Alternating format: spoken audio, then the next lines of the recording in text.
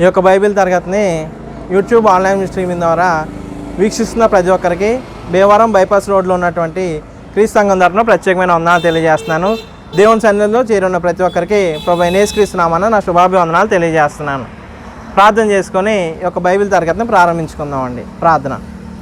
పరలోకమందున్న మా తండ్రి, నీ ఘనమైన మహోన్నతమైన అతి శ్రేష్టమైన నామమునకు వేల స్తుతులు స్తోత్రములు సమర్పించుకొంచున్నాం తండ్రి. గడిచిన కాలం అంతా మమ్మల్ని కాచి కాపాడి సజీవ లెక్కలోంచి ఈ రీతిగా మేమందరం ఇలా చేరి మమ్మల్ని ప్రార్థించడానికి, స్తుతించడానికి, గణపరచడానికి, మా యొక్క విన్నపములు విజ్ఞాపనలు మీకు తెలియజేయడానికి మీరు ఇచ్చిన అవకాశాన్ని బట్టి స్తుతి తెలియజేసుకుంటున్నాం తండ్రి. తండ్రి, మీ ప్రియకుమారుని ద్వారా మీరు మాకు అనుగ్రహిస్తున్న ప్రతి విధమైన దీవెనాశీర్వాదాలను బట్టి స్తుతులు తెలియజేసుకుంటున్నాం తండ్రి. తండ్రి, నేను స్థానిక భీమవరం బైపాస్ రోడ్లో ఉన్నటువంటి క్రీస్తు సంఘాన్ని ప్రేమించి ఇటు రీతిగా బైబిల్ వర్షక్రమ చరిత్రను బోధించగలిగేటట్లుగా మీరు చూపిన మహాకృపను బట్టి స్తుతులు తెలియజేసుకుంటున్నాం తండ్రి. ఆ సంఘానికి ఇచ్చిన అవకాశాన్ని బట్టి వేళ స్తుతులు తెలియజేసుకుంటున్నాం తండ్రి. అక్కడ పరిచయం సహోదరులు సత్శీల్ గారి కొరకు వారి యొక్క కుటుంబం కొరకు ప్రార్థిస్తున్నాం తండ్రి. దీవించి ఆశీర్వదించండి తండ్రి. తండ్రి, అనే సమయంలో ఈ యొక్క బైబిల్ తరగతిని ప్రారంభించుండగా సహాయం తెచ్చండి తండ్రి. మొదటిగా కీర్తన పాడుచుండగా సహాయం తెచ్చండి తండ్రి. మధ్య ఫలాలు మీకు అర్పించలాగా సహాయం తెచ్చండి తండ్రి. కీర్తన ద్వారా ఒకరినొకరు హెచ్చరించుకోగలనేది సహాయం తెచ్చండి తండ్రి. తదుపరి వాక్యాన్ని నేర్చుకుంటుండగా సహాయం తెచ్చండి తండ్రి. వాక్యం చెప్పే సహోదరులు దీవించండి. మాకందరికీ అర్థమయ్యే రీతిలో సహోదరులు వాక్యాన్ని బోధించగలని సహాయం తెచ్చండి తండ్రి. వాక్యాన్ని వింటున్న మేము వాక్యాన్ని విడిచిపెట్టేవారిగా ఉండకుండా ఆ వాక్యాన్ని మా హృదయాలు భద్రపరుచుకొని నూరంతలుగా మేము ఫలించలాగా సహాయం తెచ్చామని నడుచున్నాం తండ్రి. తండ్రి, అని యొక్క కార్యక్రమాన్ని ఎవరైతే వీక్షిస్తున్నారో ప్రతి ఒక్కరి వరకు ప్రార్థిస్తున్నాం తండ్రి. అందరిని దీవించి ఆస్వాదించండి. అందరూ ఆరోగ్య విషయాల్లోనూ మరి ముఖ్యంగా ఆత్మ విషయాల్లో సహాయం దయచేసి నడిపించండి తండ్రి. అందరూ శ్రద్ధతో వాక్యాన్ని వినగలిగేటట్లుగా సహాయం దయచేసి నడిపించండి తండ్రి. ఈ యొక్క కార్యక్రమాన్ని ఆదరించి అంతవరకు మీరే అధ్యక్ష వహించి నడిపించమని క్రీస్తు నామమున అడిగి వేడుకొంచున్నాం తండ్రి. ఆమేన్. ఈ సమయంలో మన తండ్రి అయిన దేవుని కీర్తన ద్వారా సూచించుదామండి. అన్నవరంలో సువార్త పరిచయం చేస్తున్న సహోదరులు ప్రవీణ్ గారిని వచ్చి కీర్తన పాడవలసిందిగా కోరుచున్నాను. అందరికీ వందనాలండి. ఈ యూట్యూబ్ లైవ్ స్ట్రీమింగ్ ద్వారా చూస్తున్న ప్రతి ఒక్కరికి అన్నవరంలో ఉన్న క్రీస్తు ప్రభు సంఘం తరపున వందనాలు తెలియజేస్తూ ఉన్నాను. భీమవరం కొవ్వాడ పొంతలోని స్థానిక క్రీస్తు సంఘం బైబిల్ వరుసక్రమ చరిత్ర అనే ఈ మంచి కార్యక్రమాన్ని ప్రతిరోజు నిర్వహిస్తూ బైబిల్ చరిత్రలో నుంచి మంచి పాఠాలు మనకు తెలియజేస్తూ ఉన్నారు. అందును బట్టి స్థానిక క్రీస్తు సంఘాన్ని నేను అభినందిస్తూ ఉన్నాను. ఈ సమయంలో ఒక కీర్తన పాడుకుందాం. సమీపించరాని తేజస్సులో వసించున్న దేవా అనే పాట పల్లవి చరణాన్ని పాడుకుందాం. సమీపించరాని తేజస్సులో నీవే వసించుచున్న దేవా, సర్వంబునేలే సర్వాధికారి సార్వభౌముడా, రాజాదిరాజా స్వయం భవుడా, ప్రభువుల ప్రభువా సార్వభౌముడా, రాజాదిరాజా స్వయం భవుడా, ప్రభువుల ప్రభువా సార్వభౌముడా, సమీపించరాని తేజస్సులో నీవే వసించుచున్న దేవా, మానవాళిని ఆజ్ఞకు లోబడాలని దైవాళి వడంబడికను, మానవాళిని ఆజ్ఞకు లోబడాలని దైవాళి వడంబడికను, పాప పుణ్యములు తెలిపే శాసనాలను, ఆత్మ విషయమందు దీనత్వమును, పాప పుణ్యములు తెలిపే శాసనాలను, ఆత్మ విషయమందు దీనత్వమును పాటించగా యేసురాజు మాదిరి, పరలోకము చేరుటకు దారది, రాజాదిరాజా స్వయం భవుడా, ప్రభువుల ప్రభువా సార్వభౌముడా, రాజాదిరాజా స్వయం భవుడా, ప్రభువుల ప్రభువా సార్వభౌముడా, సమీపించరాని తేజస్సులో నీవే వసించుచున్న దేవా, సర్వంబునేలే సర్వాధికారి సార్వభౌముడా.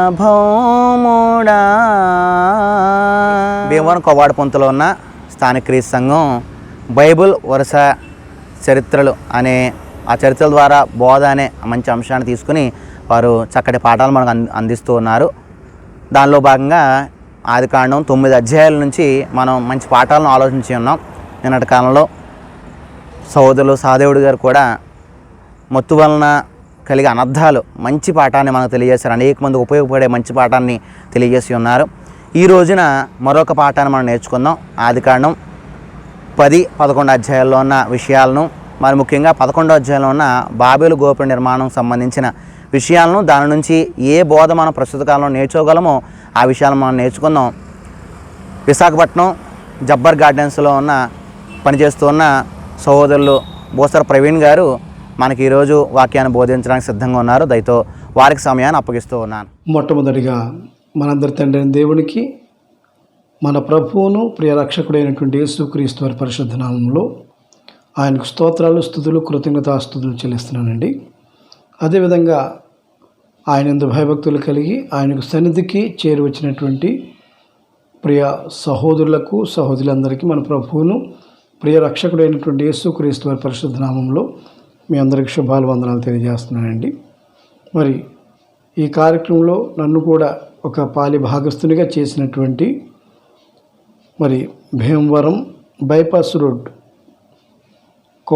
కొవ్వాడపుంతలో ఉన్న క్రీస్తు సంఘ సువార్థికులైనటువంటి వంగ సత్యశీల్ గారికి ప్రభు పేరట శుభాలు, వందనాలు తెలియజేస్తున్నాను.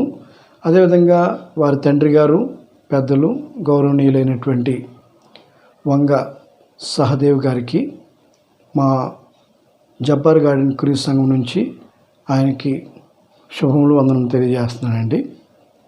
కారణం మరి హుద్ తుఫాన్ టైంలో ఆయన మమ్మలను ప్రేమించి మరి చక్కని సహాయాన్ని మా యొక్క జబ్బర్ గార్డెన్ క్రీస్తు సంఘానికి అందించినందుకు ఆయనకు మరొకసారి ప్రభు పేరట శుభములు, వందనం తెలియజేస్తున్నాను.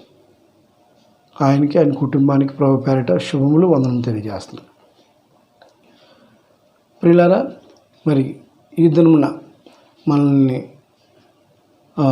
నన్ను ప్రేమించి సహోదరులు సత్యశీల్ గారు నన్ను ప్రేమించి అవకాశాన్ని ఇచ్చారు. మరి అందుని బట్టి చాలా సంతోషం. ఆయన నన్ను మాట్లాడమని చెప్పినటువంటి అంశం ఏంటంటే బాబేలు గోపురం కోసం చెప్పమని చెప్పారు.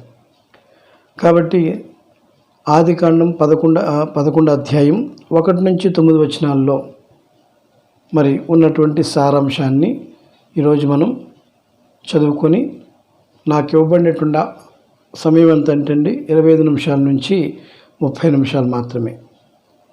కనుక ఈ 25 నుంచి 30 నిమిషాల్లో మరి ఖచ్చితంగా మరి నేను ఆ యొక్క అంశాన్ని చెప్పడానికి ప్రయత్నిస్తాను. పూర్తిగా చెప్పడం కుదరదు, కానీ కొద్దిగా సమాచారాన్ని ఇవ్వటానికి నేను ప్రయత్నిస్తాను. కారణం ఏంటంటే సమయం తక్కువ కనుక. ప్రియులారా, ఈ సమయంలో మనం ఆలోచన చేసినట్లయితే మరి ఆదికాండం 11 అధ్యాయం మొదటి 9 వచనాల్లో ఉన్నటువంటి విషయాన్ని మనం చదువుకొని ఆ తర్వాత మరి దాన్ని వివరించడానికి నేను ప్రయత్నిస్తాను. జాగ్రత్తగా మీరు కూడా ఆలకించి మరి దాన్ని గ్రహించడానికి మీరు కూడా సంసిద్ధులు కావాలని ప్రభు పేరట కోరుతున్నాను. భూమి అంతటా ఒక్క భాషయు ఒక్క పలుకును ఉండెను అన్నమాట మనం చదువుతున్నామండి. అప్పట్లో ఈ భూమి అంతటా ఒక్క భాష, ఒక్క పలుకు మాత్రమే ఉంది. అంటే ఇది ఎప్పుడు ఒక్క భాష, ఒక్క పలుకు ఉంది అని మనం ఆలోచన చేసినట్లయితే ప్రియులారా, మరి ఆదికాండము 10వ అధ్యాయం 32 వచనాన్ని మనం ఒకసారి చదివినట్లయితే, వారి వారి జనములలో వారి వారి సంతతుల ప్రకారము నోవహు కుమారుల వంశములు ఇవే. జల ప్రవాహము గతించిన తరువాత వీరిలో నుండి జనములు భూమి మీద వ్యాపించాను అన్నమాట మనకు కనబడుతుంది. ఈ 10వ అధ్యాయం అంతా కూడా మరి మనం చూసినట్లయితే నోవహు యొక్క కుమారుడు షేము, హాము, యాపేతు అను వారి వంశావళి జలప్రలయం తర్వాత వారికి కుమారులు పుట్టిరి అన్నమాట మనకి ఇక్కడ కనబడుతుంది. అంటే నోవహు యొక్క వంశావళి అని మనం చెప్పవచ్చు. ఇంకా చెప్పాలంటే నోవహు యొక్క కుమారుల యొక్క వంశావళి మనం చదువుకున్న వారి వారి జన్మలలో వారి వారి సంతతుల ప్రకారము, అంటే నోవహుకి షేము, హాము, యాపేతు అనేటువంటి 3 కుమారులు ఉన్నారు. ఆ 3 కుమారులకి మరి కుమారులు పుట్టినట్లు మనము చూస్తామండి. కుమారులు పుట్టినట్లు మనం చూస్తాం. మరి అంటే షేము, హాము, యాపేతు అనేటువంటి 3 కుమారులు నోవహుకు ఉన్నారు. మరి వారు జలప్రలయం తర్వాత వారికి కుమారులు పుట్టినట్లుగా, అదేవిధంగా వారి యొక్క వంశము అభివృద్ధి చెందుతున్నట్లు మనం ఇక్కడ కనబడుతుంది. వారి వారి జన్మలలో వారి వారి సంతతుల ప్రకారము నోవహు కుమారుల వంశములు ఇవే.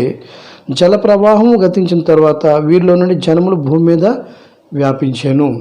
అంటే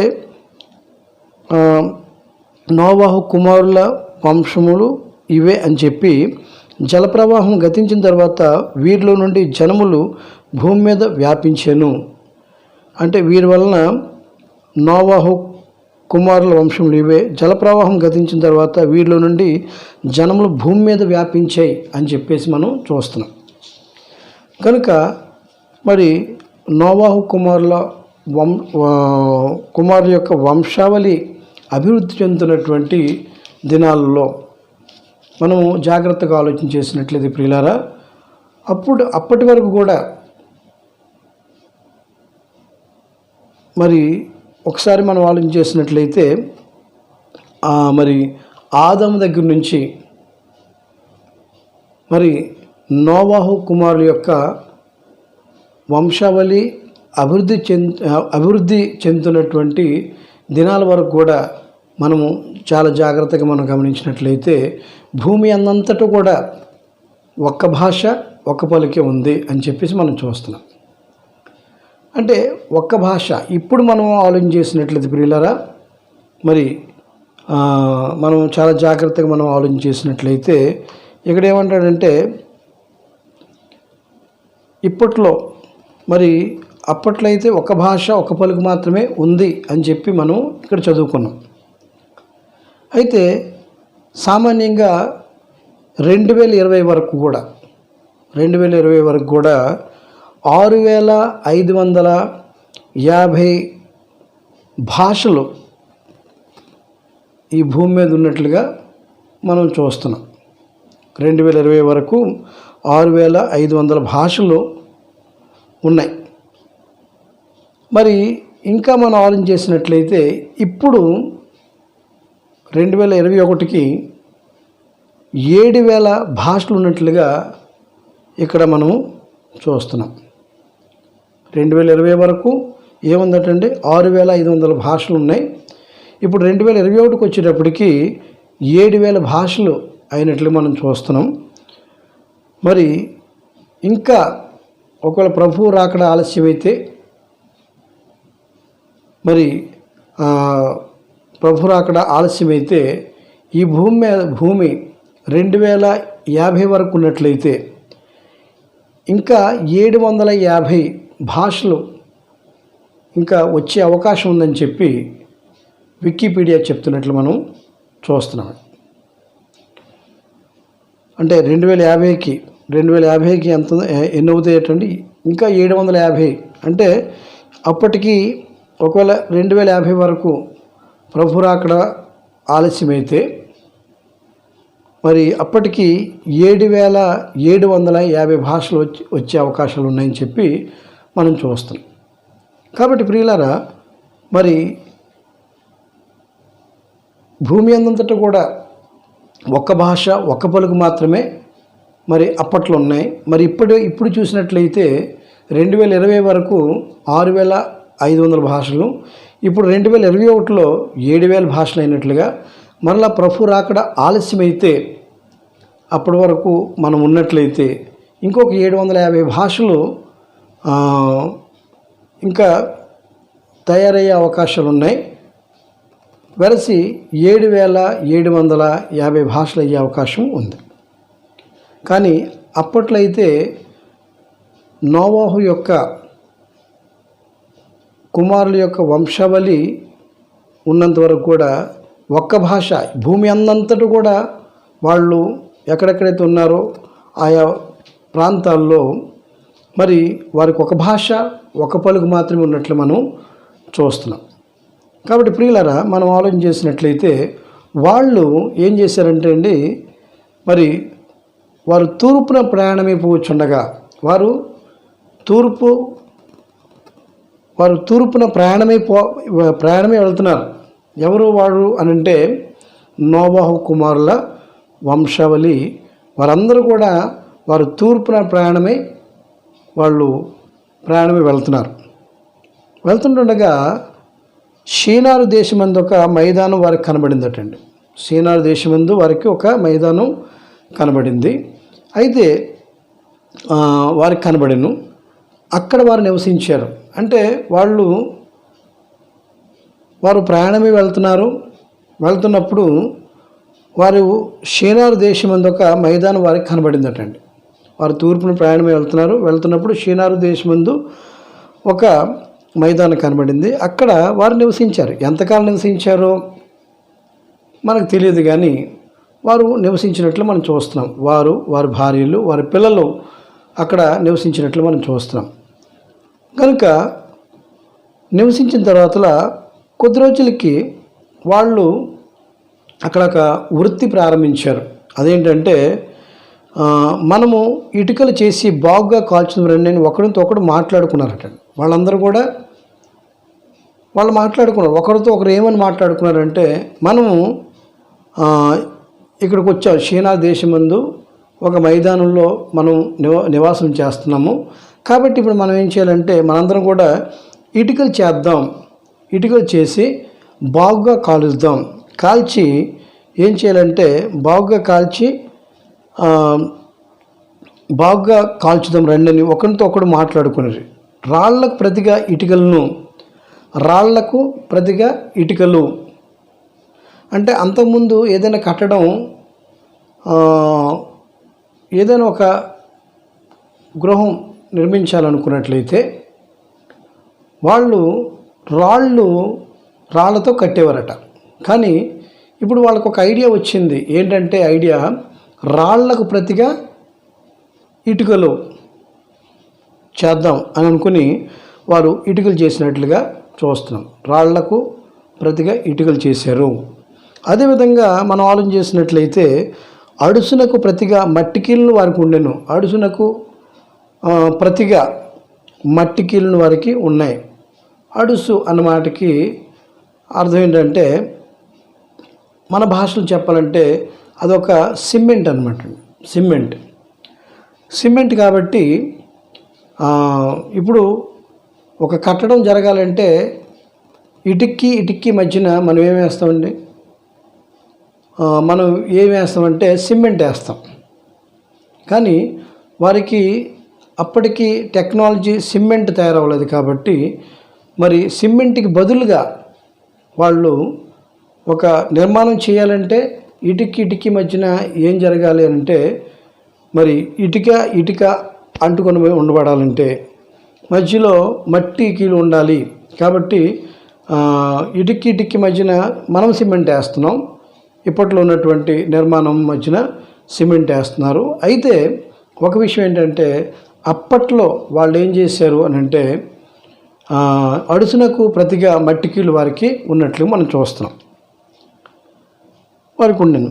మరియు వారు మనము భూమి అన్నంతటా చెదిరిపోకుండా ఒక పట్టణమును ఆకాశమునంటూ శిఖరమును గల ఒక గోపురమును కట్టుకొని పేరు సంపాదించుకుందాము రండని మాట్లాడుకొనగా. చూసారండి, వాళ్ళకి ఒక ఆలోచన పుట్టింది. ఏంటి ఆలోచన పుట్టిందంటే పేరు సంపాదించుకోవాలి అని. అయితే పేరు సంపాదించుకోవడానికి వివిధమైనటువంటి పనులు చేయడం ద్వారా పేరు సంపాదించుకోవచ్చు. కానీ ఇక్కడ మనం ఆలోచన చేసినట్లయితే ప్రియులారా, మనము ఆలోచన చేస్తున్నాం. ఇక్కడ ఏమంటాడంటే మరియు మనం భూమి అందంతటా చదిరిపోకుండా ఒక పట్టణమును ఆకాశం అంటూ శిఖరమును గల ఒక గోపురం కట్టుకొని అన్నాడు. వాళ్ళు అంటున్నారు అంటే వాళ్ళందరూ కలిసి మాట్లాడుకుంది ఏంటంటే మనం భూమి అందంతటా చదిరిపోకూడదు, ఇక్కడ ఒక గోపురం కట్టాలి. ఆ గోపురం ఎలా ఉండాలంటే మరి ఇలాగా భూమి మీద నుంచి ఆకాశానికి అంటిపోయేటటువంటి గొప్ప శిఖరాన్ని కట్టుకుందాం మనం. కానీ దేవుని యొక్క ఉద్దేశం ఎలా ఉంది? మానవుల విషయంలో దేవుని యొక్క ఉద్దేశం ఏమైంది అని అంటే మనం చూద్దాం. ఆదికాండము 9వ అధ్యాయం 1వ వచనంలో మనం చూస్తే ఇక్కడ అంటున్నాడు ప్రియులారా, మరియు దేవుడు నోవహును అతని కుమారులను ఆశీర్వదించి మీరు ఫలించి అభివృద్ధి పొంది భూమిని నింపుడి అన్న మాట మనకి ఇక్కడ కనబడుతుంది. ఎప్పుడు చెప్పాడు ఈ మాటలు దేవుడు నోవహుతో అని మనం ఆలోచన చేసినట్లయితే, నోవహు అంటే జలప్రలయం అయిపోయిన తర్వాత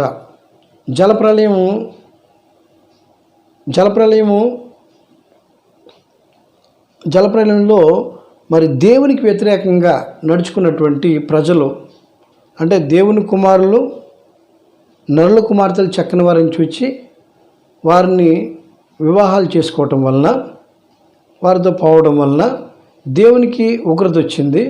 దేవుని యొక్క ఉగ్రత వారిని ఏం చేసిందంట? నాశనం చేసినట్లు మనము చూస్తాము. దేవునికి వ్యతిరేకంగా ఉన్నటువంటి వారందరూ చనిపోయారు.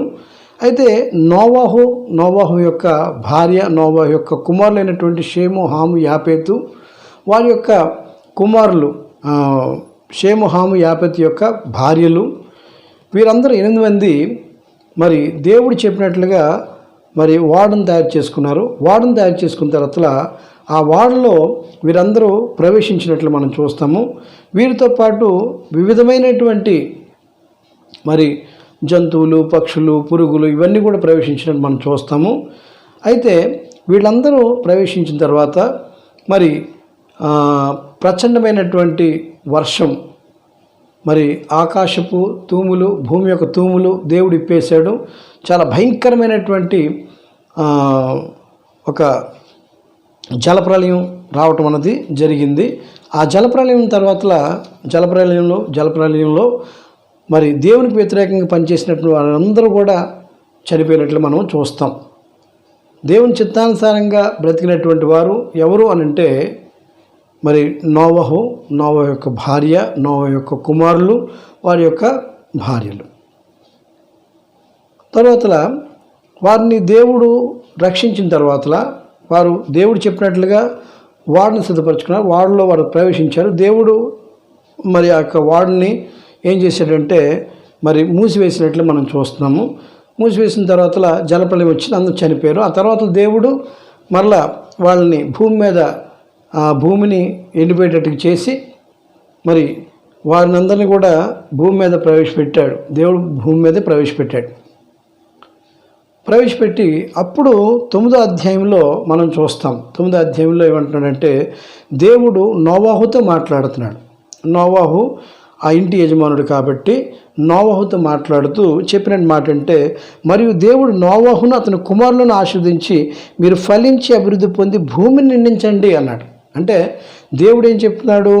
నోవాహుతో అతని కుమారులను దేవుడు నోవాహును అతని కుమారులను ఆశీర్వదించాడు.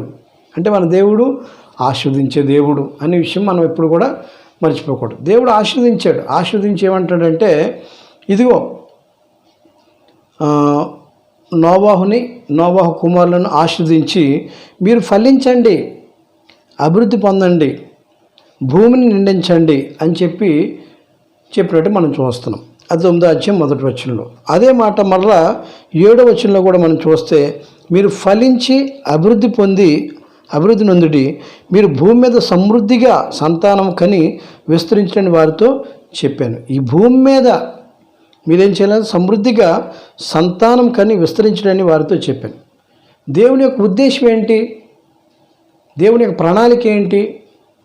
దేవుని యొక్క ఆలోచన విధానం ఏంటి అని మనం ఆలోచన చేసినట్లయితే ప్రియులారా, ఆయన సృష్టించినటువంటి పిల్లలు ఎవరైతే ఉన్నారో వాళ్ళందరూ కూడా ఎలా ఉండాలంటే ఫలించి అభివృద్ధి పొంది ఈ భూమిని నిండించాలి అని దేవుని యొక్క ఉద్దేశమే ఉన్నది. కానీ మరి నోవాహు యొక్క కుమారుల యొక్క నోవాహు ఆ తర్వాత చనిపోయినట్టు మనం చూస్తాం. దేవుడు నోవాహు చనిపోయాడు. అదేవిధంగా నోవాహు యొక్క కుమారులు కూడా చనిపోయారు. వారికి పిల్లలు కన్నట్టు మనం చూస్తాం. మరి అది మనం 10వ అధ్యాయం చూస్తే, నోవాహు కుమారుడుకు షేము, హాము, యాపేతు అను వారి వంశావళి జలప్రలయం తర్వాత వారికి కుమారులు పుట్టిరి అన్నమాట మనం చూస్తాం. కాబట్టి ప్రియులరా, మనం ఆలోచన చేసినట్లయితే నోవాహు చనిపోయాడు. నోవాహు యొక్క కుమారులకి వంశావళి ఉన్నట్లుగా మనం చూస్తాము. కనుక ఈ సమయంలో మనం ఆలోచన చేసినట్లయితే ప్రియులరా, మరి ఈ సమయంలో మనం ఆలోచన చేయాల్సినటువంటి విషయం ఏంటంటే, దేవుడు చెప్పినటువంటి మాటకి వ్యతిరేకంగా ఈ ప్రజలు, అంటే నోవాహు యొక్క కుమారుల యొక్క వంశావళి, నోవాహు యొక్క కుమారుల యొక్క వంశావళి ఏం చేస్తుందంటే, దేవుడేమో మీరు ఫలించి అభివృద్ధి పొంది భూమిని నిందించండి అని దేవుడు చెబితే, వీరేం చేస్తున్నారు అని మనం ఆలోచన చేసినట్లయితే ప్రియులరా, మరి వారు తూర్పున ప్రయాణమై మరి షేనార్ దేశానికి వచ్చారు. అక్కడ ఒక మైదానం కనబడింది. మైదానం కనబడినప్పుడు అక్కడ వాళ్ళు కొంతకాలం నివసించి అక్కడ ఇటుకలు చేసి బాగా కాల్చారు. మరి ఈ విధంగా ఈ విషయాలన్నీ మనం చూసాం, ఇందాక చదివాం కదా. చదివినటువంటి విషయంలో వారు తూర్పున ప్రయాణమైపోవచ్చుండగా షేనార్ దేశం మీద ఒక మైదానం వారికి కనబడాను. అక్కడ వారు నివసించి మనం ఇటుకలు చేసి బాగా కాల్చదు రండి అని ఒకరితో ఒకడు మాట్లాడుకుని ఏం చేశారంటే, రాళ్లకు ప్రతిగా ఇటుకలను, అడుసునకు ప్రతిగా మట్టికలను వారికి ఉండెను. మరియు వారు మనం భూమి అందు చదిరిపోకుండా ఒక గోపురమును, ఒక పట్టణమును, ఆకాశం ఇంటూ శిఖరమును గల ఒక గోపురం కట్టుకొని పేరు సంపాదించుకుందాం రండి మాట్లాడుకొనగా. మనం 4వ వచనం మనం చూసినట్లయితే, దేవుడేమో భూమిని నిండించమని కోరితే, మరి దేవుని యొక్క ఉద్దేశానికి వ్యతిరేకంగా వాళ్ళు ఏదో పేరు సంపాదించుకుందామని చెప్పి వాళ్ళు ఏం చేశారంటే, మరి భూమిని నిండించడం మానేసి వాళ్ళు భూమి అంతా నిండించమని దేవుడు చెప్తుంటే వాళ్ళు ఏం చేస్తున్నారు అని మనం ఆలోచన చేసినట్లయితే ప్రియులారా, వాళ్ళు ఒక గోపురాన్ని కట్టుకోవాలి, అంటే నిలువుగా ఆకాశాన్ని కట్టేటట్టుగా దేవుడేమో ఎలా విస్తరించమంటే వెడల్పుగా మరి దేవుడు విస్తరించమని చెప్తే వాళ్ళు నిలువుగా విస్తరించాలని ప్రయత్నించారు. అంటే ఆకాశాన్ని కంటేటట్టుగా ఒక గోపురం కట్టాలని వాళ్ళు నిర్ణయించారు. అంటే ఇప్పుడు మనకి ఏమర్థమవుతుంది ఇక్కడ మనం ఆలోచన చేసినట్లయితే ప్రియులరా, అప్పుడు యెహోవా నరుల కుమారులు కట్టిన పట్టణమును గోపురమును చూడ దిగి వచ్చాను. వాళ్ళు కట్టారటండి. వాళ్ళ ఉద్దేశం ఏంటంటే, వాళ్ళు ఏం చేశారు అని మనం ఆలోచన చేసినట్లయితే ప్రియులరా, వాళ్ళు అనుకున్నట్టుగా వాళ్ళకు వచ్చిన ఆలోచన రీతిగా వారు చేసినటువంటి పని ఏంటంటే, వాళ్ళు నరులటంటే ఒక పట్టణాన్ని కట్టారు, ఒక గోపురాన్ని కట్టినట్టుగా మనం చూస్తున్నాం. అప్పుడు దాన్ని చూడడానికంట ఎవరు వచ్చారటండి, యెహోవా నరుల కుమారులు కట్టిన పట్టణమును గోపురమును చూడ దిగి వచ్చాను అన్నాడు. అంటే దేవుడు దిగి వచ్చాడు అనే మాట మనకి ఇక్కడ కనబడుతుంది. అంటే నిజానికి దేవుడు భూమి మీద దిగి వస్తాడంటే భూమి మీదకి రాడు. కానీ మరి వాళ్ళు చేసినటువంటి ఆ కార్యాన్ని దేవుడు చూస్తున్నట్లుగా మనకి ఇక్కడ అర్థమవుతుంది. లేకపోయినట్లయితే దేవదూతలు వచ్చి చూసుండొచ్చు అని దాని భావం. కాబట్టి ప్రియులారా, ఇక్కడ ఏమంటాడంటే, యెహోవా నరుల కుమారులు కట్టిన పట్టణమును గోపురం చూడ దిగి వచ్చాను. అప్పుడు యెహోవా, ఇదిగో జనము ఒక్కటే వారందరికీ భాష ఒక్కటే. వారు ఈ పని ఆరంభించి ఉన్నారు. ఇక మీదట వారు చేయదలుచు ఏ పని అయినా చేయకుండా వారికి ఆటంకం ఏమీ ఉండదు. కనుక మనము దిగిపోయి వారిలో ఒకని మాట ఒకనికి తెలియకుండా అక్కడ వారి భాషను తారుమారు చేయడం రండని అనుకున్నాను. దేవుడు ఏమనుకున్నాడంటే, మనం దిగిపోయి మరి వారు ఎలా ఉన్నారు అంటే, అప్పుడు యెహోవా ఇదిగో జనము ఒక్కటే. ఏంటా జనము అంటే నోవాహు కుమారుల యొక్క వంశావళి ఒక్కటే. కాబట్టి ఇదేమంటాడంటే, యెహోవా నరుల కుమారులు కట్టిన పట్టణమును గోపురమును చోట దిగి వచ్చాను. అప్పుడు యెహోవా ఇదిగో జనము ఒక్కటే, వారందరికీ భాష ఒక్కటే. అంటే జనము ఒక్కటే, వారి భాష కూడా ఒక్కటే. కాబట్టి ఒకటే, వారు ఈ పని ఆరంభించి ఉన్నారు. ఇక మీదట వారు చేయదలుచు ఏ పని అయినా చేయకుండా వారికి ఆటంకం ఏమీ ఉండదు. వారు ప్రారంభించారు కాబట్టి ఆటంకం ఉండదు అని చెప్పి దేవుడు ఉద్దేశించి ఏం చేశాడంటే, అలాగూ అప్పుడు గనుక మనం దిగిపోయి వారిలో ఒకని మాట ఒకరికి తెలియకుండా అక్కడ వారి భాషను తారుమారు చేయడం రండని అనుకున్నాడు. అంటే ఒకరి భాష ఒకరు తెలియకుండా, అప్పటి వరకు ఒకే భాష ఉంది, ఒకే పలుకు ఉంది. కానీ దేవుడు ఏం చేశాడంటే వారి భాషని తారుమారు చేసినట్లు మనం అక్కడ చూస్తున్నాం. అప్పటి వరకు ఒక భాష ఒక పలికి ఉంది, కానీ వారు చేసినటువంటి పొరపాటు ఏంటి అని మనం ఆలోచన చేసినట్లయితే ప్రియులారా, అక్కడ మనం ఆలోచించాలి.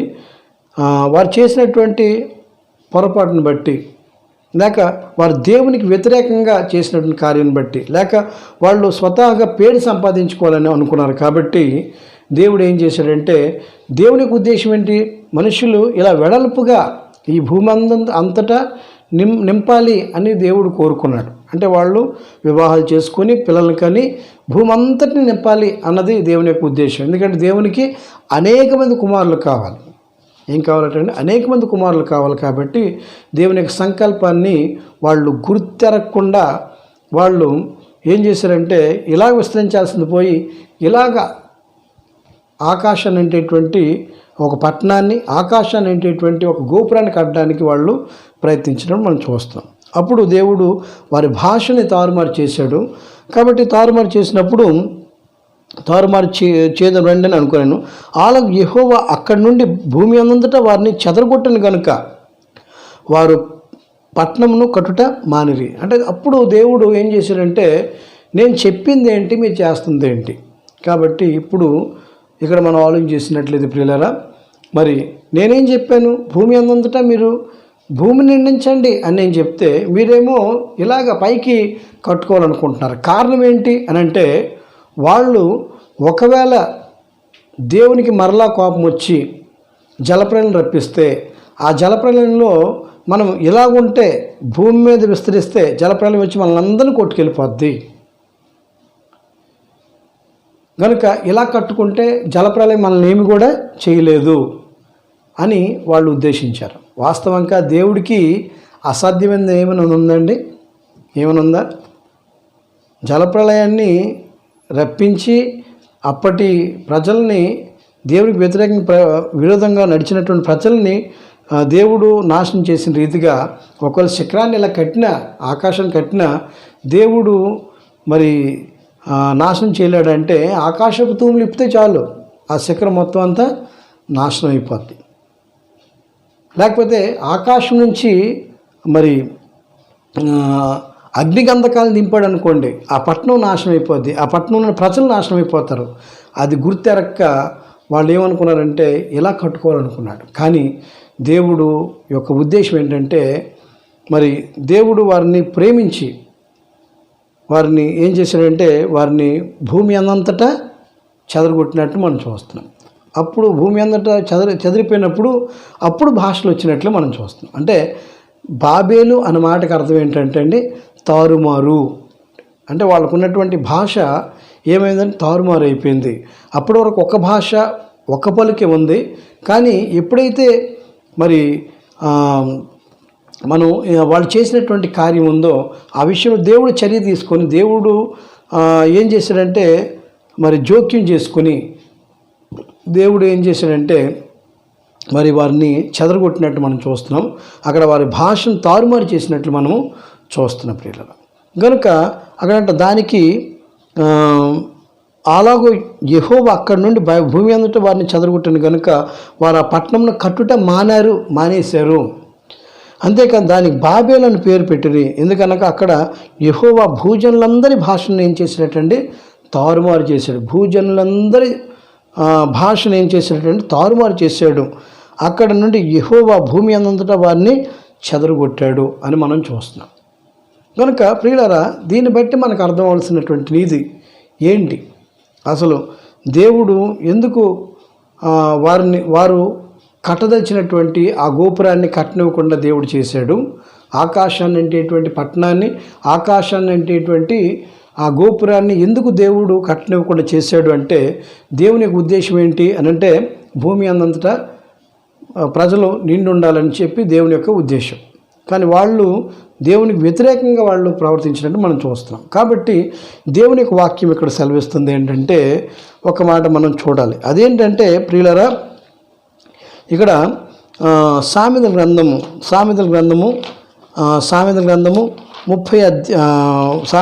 21వ అధ్యాయం 30వ వచనంలో మనం చూసినట్లయితే ప్రియులారా, ఇక్కడ సామెతల గ్రంథము 21వ అధ్యాయం 30వ వచనంలో మనం చూస్తే అక్కడ ఉన్నటువంటి విషయం ఏంటి? 21వ అధ్యాయం 30వ వచనంలో మనం చూస్తే ఇక్కడ ఒక మాట మనం జాగ్రత్తగా గమనిద్దామండి. అదేంటంటే 21వ అధ్యాయం 30వ వచనంలో మనం చూస్తే యెహోవాకు విరోధమైన జ్ఞానమైనను వివేచనైనను ఆలోచనను నిలవదు అన్నట్టు మాట మనం చూస్తున్నాం. అంటే దేవునికి విరోధమైనటువంటి జ్ఞానం కానీ వివేచన కానీ ఆలోచన కానీ వాళ్ళకి ఎటువంటి జ్ఞానం వచ్చింది, ఎటువంటి వివేచన వచ్చింది, ఎటువంటి ఆలోచన వచ్చిందంటే దేవునికి వ్యతిరేకంగా వాళ్ళకు వచ్చినటువంటి దేవునికి విరోధంగా ఆలోచన వచ్చింది, దేవునికి విరోధంగా వివేచన వచ్చింది, దేవునికి విరోధంగా మరి జ్ఞానం వచ్చినట్టు మనం చూస్తాం. కనుక యెహోవాకు విరోధమైనటువంటి జ్ఞానమైనను వివేచనను ఆలోచన ఏమవుతాడండి నిలవదు. కనుక దేవుడేమో ఇలా విస్తరించాలనుకుంటే వాళ్ళేమో ఇలా అనుకున్నారు కనుక అది నిలవలేదు. కాబట్టి ఇప్పుడు మనం నేర్చుకోవాల్సిన విషయం ఏంటంటే దేవునికి విరోధంగా మనం ఏమైనా సరే చేయాలనుకున్నట్లయితే అంటే దేవుని యొక్క సంకల్పానికి దేవుని యొక్క చిత్తానికి వ్యతిరేకంగా మనం ఏదైనా చేయాలనుకున్నట్లయితే ప్రియులారా ఒకసారి ఆలోచించండి. మనము ఎట్టి పరిస్థితుల్లో కూడా దేవునికి వ్యతిరేకంగా మనం ఏమీ కూడా చేయలేము. ఎందుకంటే యేసుప్రభు చెప్తున్నట్టు మాట అంటే నాకు విరోధంగా మీరేమీ చేయలేరు, నాకు వేరుగా ఉండి మీరేమీ చేయలేరు అని చెప్పి దేవుని యొక్క వాక్యం ఇక్కడ సెలవిస్తున్నట్టు మనం ఇక్కడ చూస్తున్నాం ప్రియులారా. అంటే లేక దేవునికి విరోధంగా మనం ఏం తలపెట్టినా సరే జరిగే అవకాశం లేనే లేదు. దానివల్ల శిక్ష తప్ప మరి శాపమే తప్ప ప్రమాదం అపాయం ఆపదే తప్ప దానివల్ల ఏ విధమైన ఆశీర్వాదం కూడా ఉండదు. కారణం ఏంటంటే మరి కొద్దిమందిని మనం చూద్దాం. వాళ్ళు ఎవరు అని అంటే మనం ఆదికాండంలోనే మొట్టమొదటిగా మనకు ఆదాము హవ్వలు కనపడతారు. దేవుని యొక్క ఉద్దేశం ఏంటంటే దేవుడు తన ఉద్దేశాన్ని తన సంకల్పాన్ని చెప్పాడు. ఏంటంటే ఈ తోట చెట్ల ఫలములన్నింటినీ కూడా మీరు నిరభ్యంతరంగా తినవచ్చును, మరి ఆ తోట చెట్ల మధ్యలో ఉన్నటువంటి ఆ వృక్ష ఫలాన్ని మీరు తినడం నిశ్చయంగా మీరు చేస్తారు అని చెప్పి దేవుడు చెప్పినప్పుడు మరి దేవుని యొక్క ఆలోచనని మరి ప్రక్కన పెట్టి దేవుని యొక్క సంకల్పాన్ని దేవుని యొక్క ఉద్దేశాన్ని వారు ప్రక్కన పెట్టి వారి సొంత ఆలోచన, వారి సొంత వివేచన, వారి సొంత జ్ఞానాన్ని ఉపయోగించి దేవునికి వ్యతిరేకంగా ఏం చేశారంటే దేవుని మాట వినలేదు కానీ సాతాను యొక్క మాట విని వాళ్ళు ఏం చేశారంటే దేవునికి వ్యతిరేకంగా వాళ్ళ కార్యం చేశారు. కాబట్టి దేవుడు వారిని ఏం చేశారటండి ఆ ఏదెన్ తోటలో నుంచి వారిని వెళ్ళగొట్టినట్టు మనం చూస్తున్నాం. ఆదాము హవ్వల్ని మరి ఏదైతే తినొద్దన్నాడో దేవుడు ఆ పండుని తిని మరి దేవుని మాట వినకుండా సాతాను మాట విన్నారు. కాబట్టి దేవుడు ఏం చేశాడంటే వారిని ఏదైనా తోటలో నుంచి మొదటిగా వాళ్ళని శపించాడు. ఏం చేశాడంటే మొదటిగా వారిని శపించాడు. మరి ఏంటంటే అప్పటి వరకు కూడా ఆ పురుషుడికి కష్టం లేకుండా బ్రతికేటువంటి, ఎక్కువ కష్టం లేకుండా బ్రతికేటువంటి వాడు. కానీ తన యొక్క జీవన విధానం ఎలా అయిపోయిందంటే చాలా కష్టపడితేనే తప్ప ఆ ఇంటిని ఆ ఇంటి వారిని పోషించడు. తన భార్యని కానీ తన బిడ్డలను కానీ మరి ఆయన కానీ పోషించుకోలేడు. అంత కష్టపడాలి. అంత ముందుందా అంటే లేదు. అది మొదటిది శాపం అతనికి. రెండవదిగా స్త్రీకి అయితే మరి తన గర్భఫలమును మరి ఆ నొప్పుల్ని విపరీతం చేసినట్లు మనం చూస్తాం. మిక్కిలి వేదంతో నువ్వు కంటావు, బిడ్డల్ని కంటావు అని చెప్పి ఆమె శాపం పొందినట్లు మనం చూస్తాం. కనుక సాతానుడు కూడా దేవుడు ఏం చేశాడంటే మరి సాతానుడు కూడా శపించినట్టు మనం చూస్తాం. కనుక ఇప్పుడు సాతాను యొక్క ప్రస్తావన అప్రస్తుతం కనుక దానికోసం ప్రక్కన పెడతాం. ఇప్పుడు దేవునికి వ్యతిరేకంగా, దేవునికి విరోధంగా నడిచినటువంటి వారు, ఇప్పుడు బాబేలు గోపురాన్ని కట్టడానికి ప్రయత్నించినటువంటి వీరు ఏమయ్యారు అంటే దేవుని యొక్క ఉగ్రతకు వాళ్ళు పాలైనట్లుగా, వారు ఒకచోట ఉన్నటువంటి వారు వివిధమైన ప్రాంతాలకి, వివిధమైన దేశాలకి వాళ్ళు వెళ్ళిపోయినట్లు మనము చూస్తున్నాం. అదేవిధంగా మరి దేవునికి విరోధంగా ప్రవర్తించినటువంటి వారు ఆదాము అవ్వలను మనం చూస్తాము. వాళ్ళు మొదటిగా శాపాలు పొందారు. అంతేకాదు కానీ వాళ్ళు మరి ఏదైనా తోటల నుంచి తరిమివేయబడినట్లు మనము చూస్తున్నాం. ఆ తర్వాతలా వారికి పుట్టినటువంటి బిడ్డలు,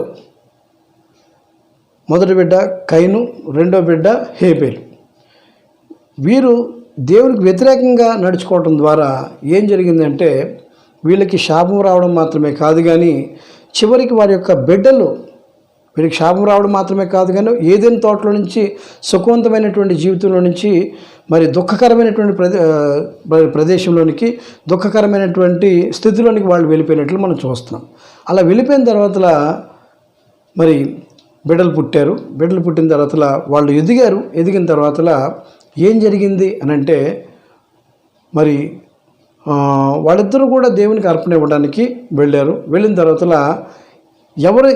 ఎవరి యొక్క అర్పణని దేవుడు అంగీకరించాడు అంటే హేబేలు యొక్క అర్పణని దేవుడు అంగీకరించాడు. కయీను యొక్క అర్పణని దేవుడు అంగీకరించలేదు.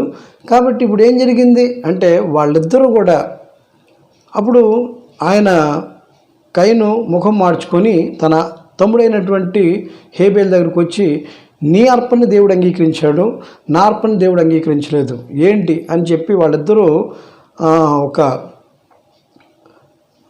పొలంలో వాళ్ళిద్దరు మాట్లాడుకున్నారంట. అక్కడ వాళ్ళిద్దరి మధ్య ఏదో సంఘర్షణ జరిగింది, ఏదో పరిస్థితి ఏర్పడిన తర్వాత మరి ఆయన ఏం చేశాడు, తన తమ్ముడైనటువంటి హేబేల్ని చంపేసినట్లు మనం అక్కడ చూసినప్పుడు అప్పుడు ఏం జరిగింది అని అంటే హేబేలు చంపడ్డాడు.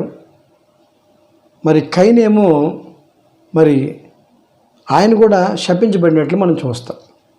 ఆయన పరిస్థితి ఏంటంటే,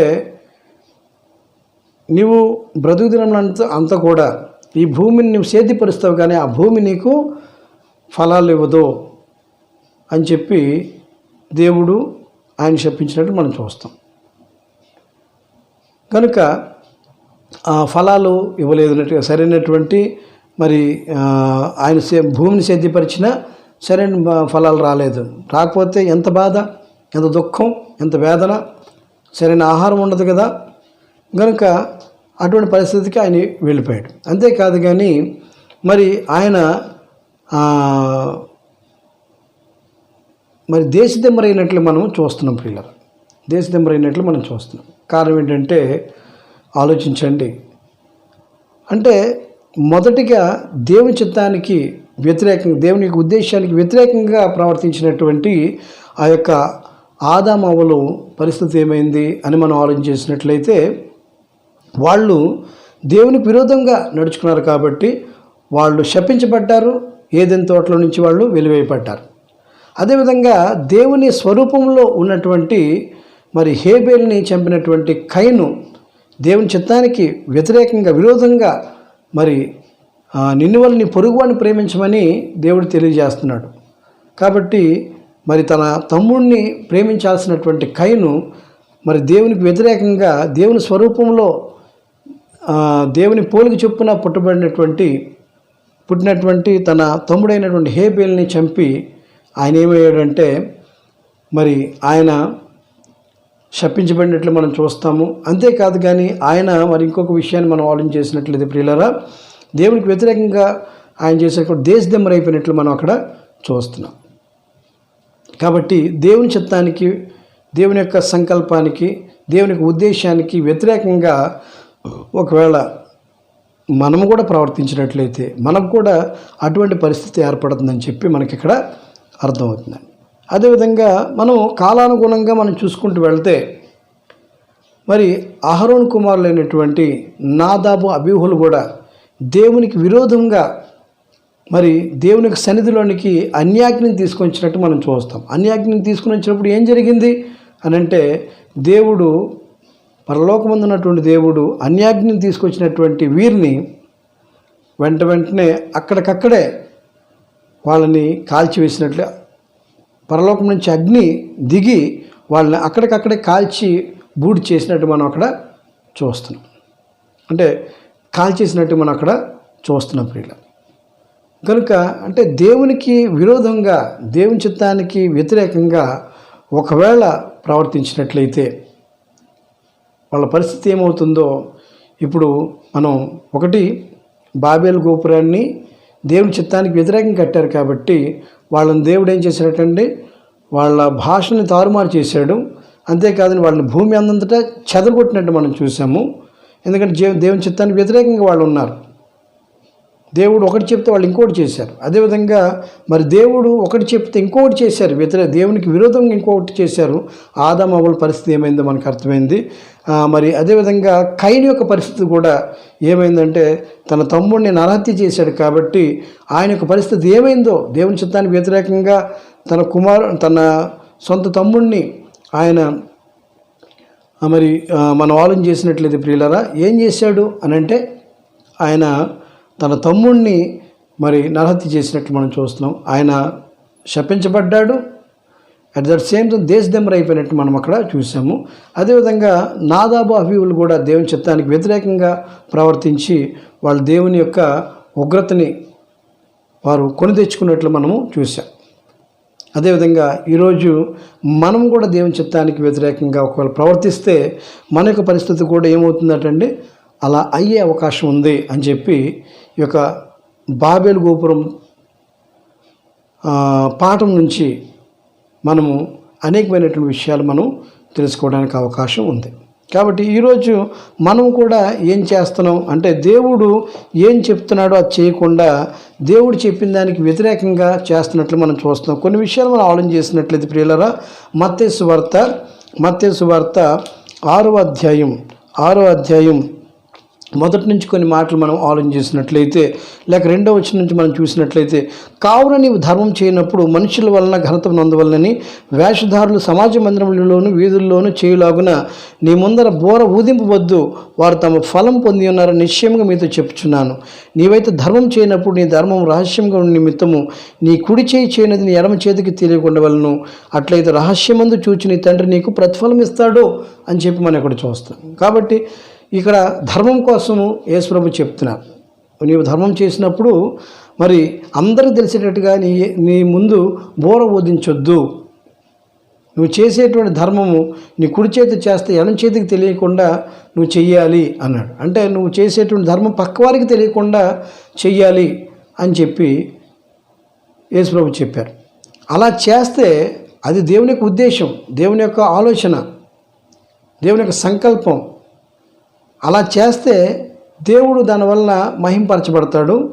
అంతేకాదు కానీ దానివల్ల ఏం జరుగుతుందంటే దేవుని వల్ల మనకు ప్రతిఫలం వస్తుంది.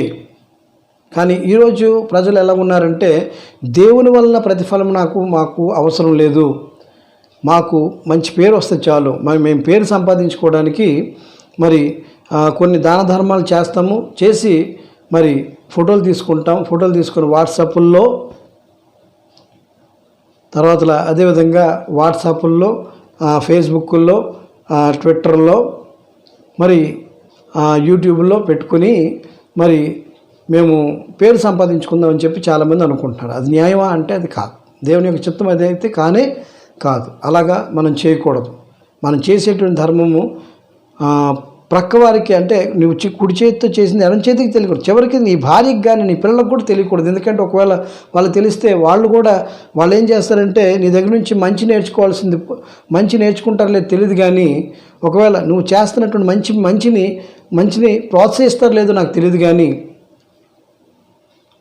ఖచ్చితంగా ఆపే అవకాశము ఉంటుంది. అంటే దేవుని యొక్క ఆశీర్వాదం నీకు రాకుండా వాళ్ళు అడ్డుపడే అవకాశం ఉంటుంది. కాబట్టి నీ కుడి చేతితో చేసేది ఎడం చేయికి తెలియకూడదు అని చెప్పి మరి ప్రభువు చెప్తున్నట్టు మనం చూస్తున్నాము. అంటే అది దేవుని యొక్క చిత్తం అన్నమాట. అలా చేస్తే దేవుడు ఏం చేస్తాడు అని అంటే ఖచ్చితంగా ఏం చేస్తాడండి, కుడి చేతితో చేసింది ఎడం చేతికి, అంటే ఎవరికి తెలియకుండా నేను చేసినట్లయితే ప్రతిఫలాన్ని ఇస్తాడు. లేదు మాకు పేరే కావాలి అని చెప్పి మనం అనుకున్నట్లయితే ఖచ్చితంగా ఏమొస్తుందండి, మరి దేవుని యొక్క ఉగ్రత వస్తుంది. దేవుని చిత్తానికి వ్యతిరేకంగా నడుచుకుంటే ఎటువంటి పరిణామాలు ఎదురవుతుందో మనం చాలా విషయాలు మనం తెలుసుకున్నాం. కనుక విరిని సంగతులను కొట్టుకొని పోక వాటి ఎందు విషయ జాగ్రత్త కలిగి ఉందాం. ఇంకొన్ని అనేకమైన విషయాలు చెప్పుకోవచ్చు. కాబట్టి మరి విరిని సంగతులు కొట్టుకొని వాటి ఎందు విశేష జాగ్రత్త కలిగి ఉందాం. దేవుడు మనల్ని మన కుటుంబాలను క్రీస్తు బావుగా దీవించి ఆశీర్వదించును గాక. ఓపికతో విన్నందుకు ప్రభునామమును బట్టి మీ అందరికీ వందనాలు. నాకు ఇట్టి అవకాశాన్ని కల్పించినటువంటి సహోదరులు, సువార్థికులు మరి వంగ సతీశీల్ గారికి ప్రభు పేరట వందనాలు. వారి యొక్క తండ్రి గారు మాకు అత్యంత ప్రియులు అయినటువంటి గౌరవనీయులైనటువంటి వంగ సహదేవుడి గారికి, ఆయన సతీమణి గారికి, వారి యొక్క పిల్లలకి ప్రభు పేరట వందనాలు తెలియజేస్తాను. అందరికీ వందనాలు. ఇంతవరకు మంచి వాక్యాన్ని అందించినటువంటి సహోదరులు బొసరా ప్రవీణ్ గారికి ప్రభు అయిన యేసుక్రీస్తు పేరట భీమవరం బైపాస్ రోడ్ కొవ్వాడపంతలో ఉన్న క్రీస్తు సంఘం తరపున నా హృదయపూర్వక వందనాలు తెలియజేస్తూ ఉన్నానండి. బాబేల్ గోపురానికి సంబంధించి అనేకమైనటువంటి విషయాలు దేవుడు మనకు చేయాలనుకుంటున్న బోధ ఏదో మరి స్పష్టంగా సహోదరులు వివరించడం జరిగింది. మనందరం కూడా ఆ బోధను అధ్యయనం చేస్తూ మరి దాంట్లో ఉన్నటువంటి నీతిని మనం తీసుకుని చక్కగా మనం నడుచుకోవడానికి ప్రయత్నం చేయాల్సిన అవసరత ఉందన్నమాట అండి. మరి బొసరా ప్రవీణ్ గారు వైజాగ్ పరిసర ప్రాంతంలో దేవునికి పరిచయం చేస్తూ ఉన్నారు. జబ్బర్ గార్డెన్స్ క్రీస్తు సంఘంలో మరి వారి తమ్ముడు మరి నవీన్ గారితో కలిసి మరి పరిచర్యలో వారు ముందు కొనసాగుతూ ఉన్నారు. మరి బొసరా ప్రవీణ్ గారికి ఉన్న ప్రత్యేకత ఏంటంటే రోగుల మధ్య ఎక్కువ పరిచయం చేస్తారండి ఆయన. అంటే కేజీహెచ్ హాస్పిటల్ దగ్గరలో ఉంటారు వాళ్ళు. ఎక్కడ మరి రాష్ట్ర వ్యాప్తంగా ఎవరు మరి క్రీస్తు సంఘానికి చెందినటువంటి రోగులు ఉన్నప్పటికీ కూడా అక్కడికి వెళ్ళి జాయిన్ అయితే మరి సోదరులే వెళ్ళడం, వాళ్ళని పరామర్శించడం, వాళ్ళ కోసం ప్రార్థన చేయడం, వారికి భోజనాలు ఇవ్వడం, తర్వాత అవసరమైతే వారి ఖర్చులు కూడా సోదరులు ఆయా సందర్భాలు పెట్టుకోవడం, ఇలాంటి పరిస్థితుల్లో మనం చూస్తూ ఉన్నాము. కాబట్టి చక్కని పరిచర్య కార్యక్రమాలు మరి చేస్తున్నటువంటి ప్రవీణ్ గారికి మరొకసారి, అలాగే జబ్బర్ గార్డెన్స్లో ఉన్న క్రీస్తు సంఘానికి మరొకసారి మనందరి తరపున వారికి ప్రత్యేకంగా వందనాలు తెలియజేస్తున్నామండి. ముగింపు ప్రార్థన చేసుకుని ఈరోజు కార్యక్రమాన్ని ముగించుకుందామండి. ప్రార్థన. పరిశుద్ధుడైన మా తండ్రి, మహోన్నతుడ, మహాగణుడ, నేను ఇంతవరకు నాయన మీ యొక్క వాక్యాన్ని వినడానికి మీరు మాకు అనుగ్రహించిన సమయాన్ని బట్టి మీకే స్తుతులు, స్తోత్రములు తండ్రి. నాయన మరి చక్కని వాక్య సందేశాన్ని అందించినటువంటి నాయన మరి సహోదరులు బొసరా ప్రవీణ్ గారిని దీవించి ఆశీర్వదించండి, వారి కుటుంబాన్ని దీవించండి, అలాగే వారు పరిచయం చేస్తున్న వైజాగ్ జబ్బర్ గార్డెన్స్లో ఉన్న క్రీస్తు సంఘాన్ని దీవించి ఆశీర్వదించని వేడుకుంటూ ఉన్నాం తండ్రి. నాయన మరి మానవుడు దేవునికి వ్యతిరేకంగా ఏదైనా కార్యాలు చేయాలనుకుంటే అవి నిలబడవు అని గొప్ప సందేశం మేము బాబేల్ గోపురం ద్వారా మేము విని ఉన్నాం తండ్రి. నాయన మరి మేము ఏదైనా పనులు చేయాలనుకుంటే కేవలం మీ అనుమతితోనే మీకు ప్రార్థన చేస్తూ ప్రార్థనాపూర్వకంగా చేయగలుగులాగున మీరే మాకు సహాయం తెచ్చమని వేడుకుంటూ ఉన్నాం తండ్రి. ఈ కార్యక్రమాన్ని చూస్తున్న ప్రతి ఒక్కరిని కూడా పేరు పేరున దీవించి ఆశీర్వదించండి. అలాగేనైనా మరి కార్యక్రమంలో మరి సహకరిస్తున్న ప్రతి ఒక్కరిని కూడా పేరు పేరున దీవించి ఆశీర్వదించి బలపరచమని ప్రభువైన యేసుక్రీస్తు పేరట ఈ ప్రార్థన అడిగి వేడుకొనిచున్నాము తండ్రి. ఆమేన్. మొన్నటి నుంచి కూడా 4 రోజుల పాటు మరి ఇలా ఆన్లైన్ బైబిల్ క్లాస్ నిర్వహించుకొని ఆదికాండము 9, 10, 11 అధ్యాయాలకు సంబంధించిన విషయాలు మనం నేర్చుకోవడం జరిగిందండి. మరలా 12వ అధ్యాయం నుంచి ఉన్న విషయాలు సోమవారం నుంచి మరలా మనం నేర్చుకోవడానికి ప్రయత్నం చేద్దామండి. సోమవారం రాత్రి 8 గంటలకి మరలా ప్రత్యక్ష ప్రసారాలు ప్రారంభమవుతాయి. ఈ రోజుల్లో రేపు ఎల్లుండిలో ఏమన్నా రాత్రి 8 గంటలకు వీడియోలు రావచ్చు, రాకపోవచ్చు, సమయానుకూలంగా మేము పెడుతూ ఉంటాం. మరి సోమవారం నుంచి అయితే ఖచ్చితంగా బైబిల్ వరుసక్రమ చరిత్ర బోధలు వస్తూ ఉంటాయి. వాటిని గమనించాలని ప్రేమపూర్వకంగా కోరుతూ ముగిస్తున్నానండి. అందరికీ వందనాలండి.